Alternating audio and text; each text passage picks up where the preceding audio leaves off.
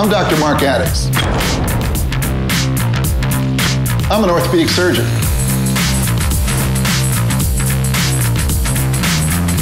And I used to play a little football. And this is my jock to doc perspective. This is former professional race car driver Tommy Kendall. Injury number 1, age 15. Grade 3 ankle sprain and a crash during a go-kart race. Injury number 2, age 24.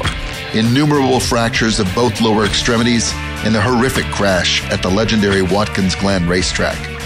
Injury number 3, age 26. Broken ribs and a crash during qualifying at the Sears Point NASCAR race. He competed just 2 days later. Injury number 4, age 35. Shattered ego from being beaten in the Toyota Grand Prix by Danica Patrick. Half his size, but much better looking.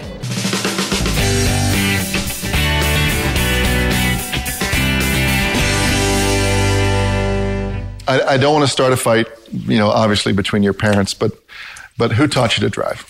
Definitely my dad. I sat on his lap in both the boat, ski boat, and car probably when I was 8, 9 years old. All the time, let me drive. I didn't drive gas, brake, and steering wheel until I was probably 10 or 11 with my dad. He had some friends that said, hey, you got to go to a racing school. And he went to a racing school, bought a car, and then all of a sudden I'm like, oh, race cars, wow.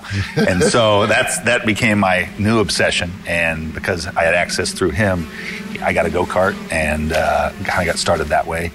All right, so you're 91, coming off your championship season. You're at Watkins.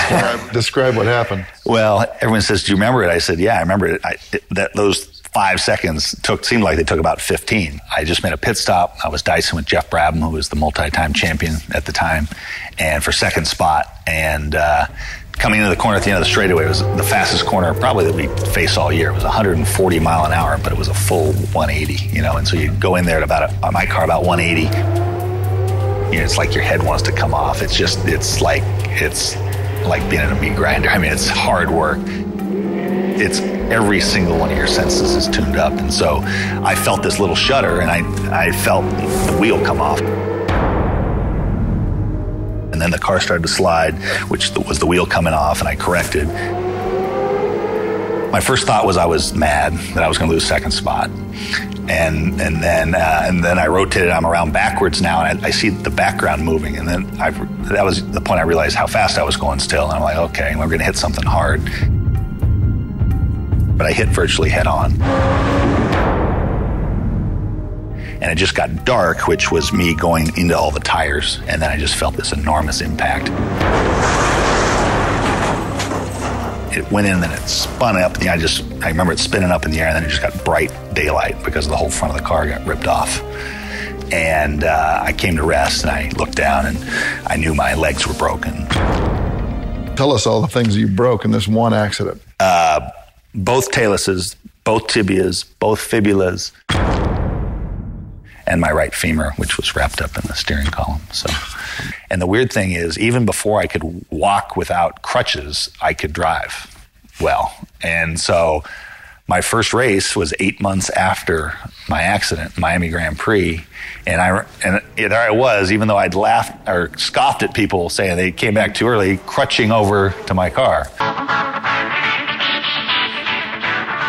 After my accident, I won 3 of my 4 championships post-accident. So it started us off on this roll, but we ended up winning 11 races in a row that year, which was not only, obviously we won the championship that year, which was my 3rd in a row and my first 4-time champion. And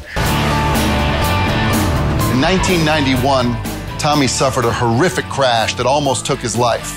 In 1997, he broke every racing record known to man when he won 11 consecutive races, a record that still stands to this day. When I asked him how he could continue to drive after suffering a near-fatal crash, he didn't choose to focus on what he could no longer do. He focused on his ability to continue to race. I'm Dr. Mark Addix, and that's my Jock to Doc perspective.